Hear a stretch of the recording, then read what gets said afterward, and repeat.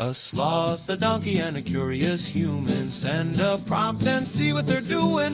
One hits record with a question on his mind. Two brothers pick it up, see what they find. Corn takes his time, Herman's got the facts. Back and forth, they never hold back. My weird prompts, come on in, that's where we begin. My weird prompts, glad you're here. This episode was generated using artificial intelligence. Please verify facts. My Weird Prompts is a community-driven initiative exploring how AI can fuel curiosity and uncover the fascinating ways our world works. GPU compute for this podcast is generously provided by Modal.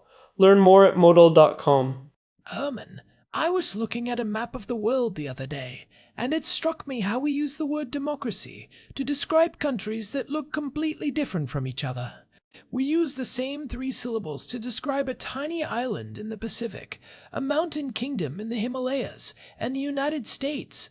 It is almost like we have turned the word into a rhetorical blank check that anyone can cash, whether they are a genuine grassroots activist or a savvy autocrat looking for a bit of international legitimacy. It is a semantic void in many ways. Corn. Herman Poppleberry here, and I have been diving into this problem because today's prompt from Daniel is about the variability of democracy. He is asking us to look at democracy not as a binary state, where you either have it or you do not, but as a massive spectrum of institutional designs. Looking at the global landscape in March of 2026, this is not just an academic exercise. We are currently in a period where autocracies actually outnumber democracies for the first time in over 20 years. That is a sobering statistic to start with. It feels like the end of history narrative from the 1990s was not just premature, it was fundamentally wrong about how these systems evolve. We treated democracy like a finished product you could just download and install on any hardware. But as we are seeing in 2026, the hardware matters immensely. The hardware is everything. If you look at the work of Aaron Lischwart, who is really the dean of this kind of comparative analysis, he breaks it down into two primary models. You have the Westminster model, which is majoritarian, and the consensus model. Most people in the West, especially in the United States or the United Kingdom, think of the Westminster style as the default. It is about efficiency. You win 50% plus one of the seats, and you get to steer the ship. It is a winner. Take all mentality. But that efficiency comes with a massive trade-off in representation. If you have 49% of the people feeling like they have zero say in the direction of the country for a 4-year or 5-year term, that creates a lot of pressure in the system. It is like a pressure cooker without a release valve. That pressure is exactly the problem, and that is why Lischwart argues that for divided societies, the consensus model, which uses proportional representation, is often much more stable. In a consensus system, you are forced to build coalitions. You cannot just ram things through. It is slower, it is more frustrating, and it involves a lot of backroom deals, but it ensures that more voices are actually at the table. It is the difference between a steamroller and a roundtable discussion. I think about a place like Switzerland when you mention consensus. They take it to the total extreme with their direct democracy. They are the maximalists of the democratic world. They have the Landsgemeinde in places like Glarus, where people literally stand in a town square and vote with their hands. It is the closest thing we have to ancient Athens, but it is functioning in a modern, highly technical economy in 2026. Switzerland is a standout case because they have built friction into the very core of their governance. If the government passes a law that the people do not like, they can trigger a referendum and kill it. It makes the government move at the speed of a glacier, but it also means that when a decision is finally made, it has a level of buy-in that a majoritarian system can only dream of. They have effectively solved the problem of the tyranny of the majority by making the majority prove itself over and over again. Contrast that with something like Nauru. That is a case study that really highlights what I call the Westminster trap. They adopted the British style of parliament, but they did it without the underlying maturity of a party system. So you have all these independent members of parliament constantly switching sides, which leads to incredible instability. I think they've had something like 30 changes of government in the last few decades. It is a reminder that you cannot just copy-paste the rules of the game if the players do not have the same culture or history. That gets to the heart of it, Corn. The culture is the operating system, and the institutions are just the software. You see this in Bhutan as well, but in the opposite direction. Bhutan is one of the rarest cases in history where democracy was not won through a bloody revolution or a popular uprising. The king basically looked at his people and said, "I think it is time you guys started governing yourselves," and he pushed the transition from the top down. He literally had to convince a reluctant population that they should have the power to vote him out. It is the ultimate proactive update. But even there, they kept the monarchy as a stabilizing force. It is a constitutional parliamentary democracy now, but it still feels uniquely Bhutanese, rooted in the concept of gross national happiness. It is not trying to be a carbon copy of a Western liberal model. It is a bespoke design. Which brings us to the big question. Is there a common core that actually makes a democracy? Or is the term so flexible that it has lost its meaning? Most political scientists would say you need at least three things: free and fair elections, protected civil liberties, and the rule of law. But even those are contested. Look at how we talk about backsliding today. In early 2026, we are seeing serious concerns in places like South Korea and Romania, where the procedural elements of democracy are still there, but the spirit of the rule of law is being hollowed out. It is like the electoral fallacy. We think if people are voting, then everything is fine. But you can have an election where the outcome is a foregone conclusion because the opposition has been neutralized or the media is entirely state-controlled. That is why I think the distinction between a minimalist and a maximalist view is so helpful. The minimalist just wants to see the ballot box. The maximalist wants to see a vibrant civil society, an independent judiciary, and a culture that respects the right to lose an election. And that brings us to the most volatile example on the world stage right now, which is Iran. We have seen these massive waves of unrest, and there is a nearly universal consensus among the opposition that the current regime has to go. But as soon as you move past that one point of agreement, the entire thing fragments. This is where the variability of democracy becomes a life or death technical problem. It is the Massa Charter all over again. Remember back in 2023 when they tried to build that coalition? It collapsed because they could not agree on what the post-regime state should actually look like. You have the monarchists, led by Reza Pahlavi, who want a secular democracy but often lean toward a restoration of the throne, even if it is just ceremonial. Then you have the NCRI and the MEK, who are pushing for a democratic Islamic republic, which is a concept that a lot of secular Iranians find completely contradictory. And then you have the secular Republicans and the leftist groups who want a clean break from both the monarchy and any religious influence in government. They want a fully secular parliamentary republic. This is why the Iran Freedom Congress is having such a hard time right now in March of 2026. They are trying to build a roadmap for a country that has not had a functioning democratic institution in generations. They are trying to build the plane while it is in a nosedive. When people talk about bringing democracy to Iran, they usually mean it as a slogan. But if you are a monarchist, democracy means one thing. If you are a secular Republican, it means something entirely different. Without a shared constitutional roadmap, you are just inviting a power vacuum. We saw this in the Arab Spring. You topple the autocrat, but if you have not agreed on the institutional design beforehand, the best organized group, usually the one you like the least, takes over. The lack of a shared interface is the killer. If you look at the different factions in the Iranian opposition, they are not just disagreeing on policy, they are disagreeing on the fundamental structure of the state. Do we have a president? Do we have a prime minister? Is it a federal system that gives autonomy to ethnic minorities like the Kurds and Baluchis? Or is it a centralized state? These are not minor details. These are the gears and levers that determine who holds power and how they are checked. Look at how that compares to a place like Malaysia, which has such a unique solution to the problem of monarchical power. They have a rotating elected monarch, the Yang di Pertuan Agong. It sounds like something out of a fantasy novel, but it is a functional way to balance traditional authority with a parliamentary system. It is a reminder that there is no one-size-fits-all model. You can innovate within the democratic framework.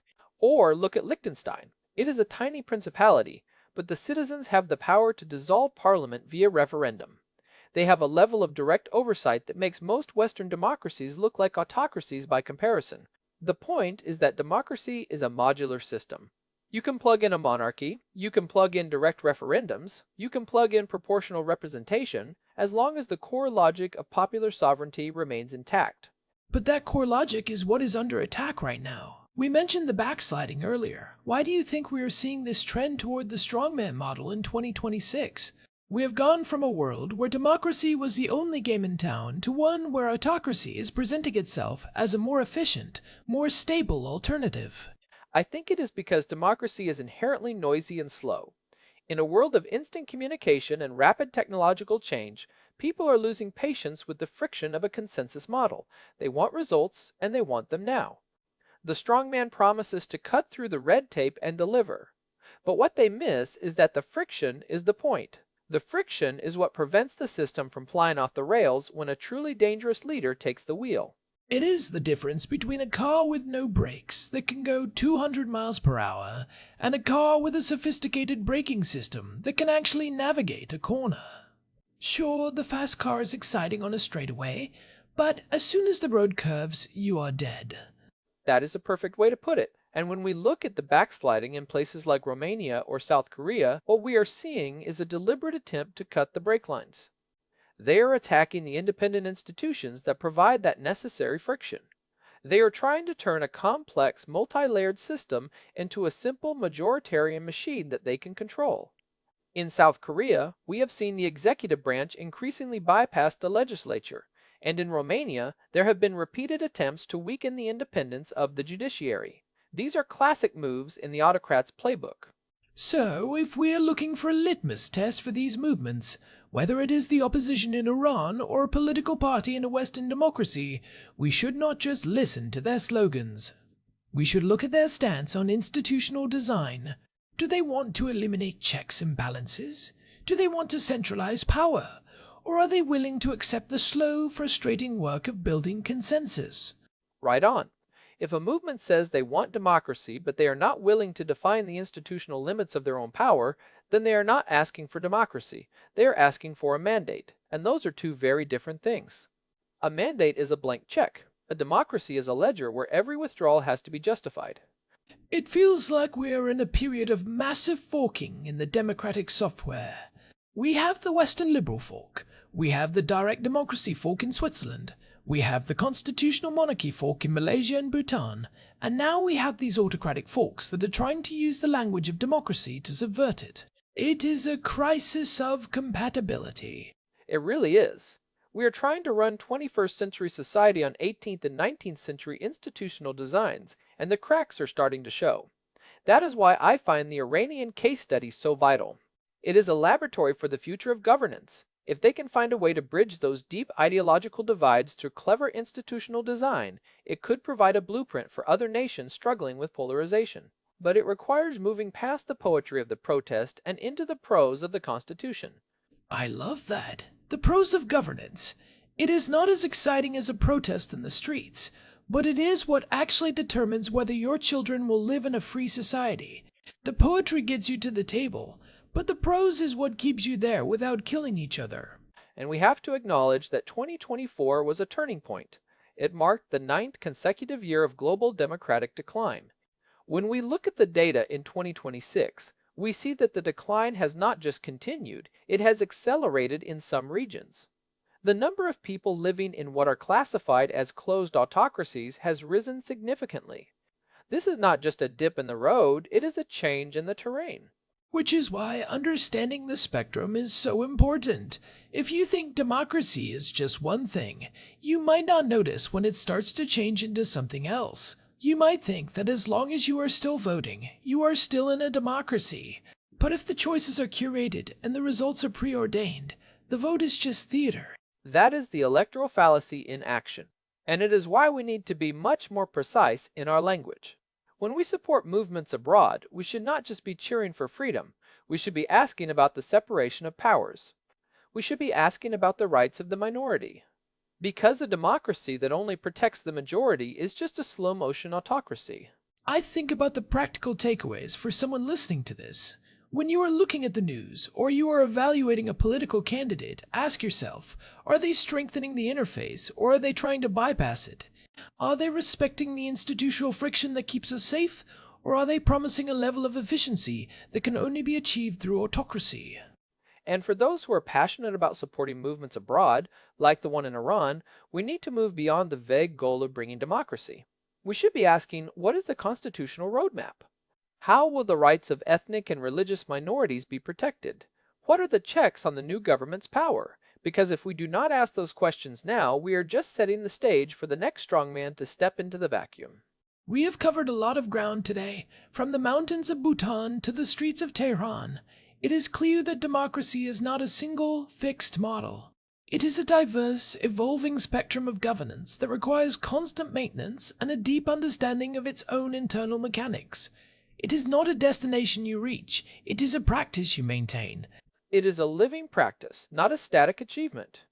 And as we head deeper into 2026, the survival of that practice is going to depend on our ability to appreciate its complexity, rather than falling for the siren song of simple majoritarian solutions. We need to embrace the friction. Well, that is a heavy but necessary note to end on. If you want to dive deeper into how we actually measure the health of these systems, you should definitely check out episode 867, The Democracy Dashboard. We went into the quantitative side of this, looking at how researchers try to put numbers on things as abstract as freedom and the rule of law. And for more on the specific trend of autocracies making a comeback, episode 860, The Strongman Era, provides some really important context for why we are seeing this backsliding globally. It explains the psychological and economic drivers behind the rise of these leaders. It really is all connected. Thanks as always to our producer, Hilbert Flumingtop, for keeping the gears turning behind the scenes. And a huge thank you to Modal for providing the GPU credits that power the generation of this show. Without that technical backbone, we would just be two animals talking to ourselves in the woods. Which, to be fair, we basically are anyway, but now people can actually hear us and hopefully learn something about the pros of governance. This has been My Weird Prompts. If you are finding these deep dives useful, leave us a review on your podcast app. It really does help other people find the show and join the conversation. We are trying to build a community of people who care about the mechanics of the world, not just the headlines. We are also on Telegram if you want to get notified the second a new episode drops. Just search for My Weird Prompts. We post extra reading materials and the occasional chart there as well. Until next time, keep questioning the slogans and looking for the pros.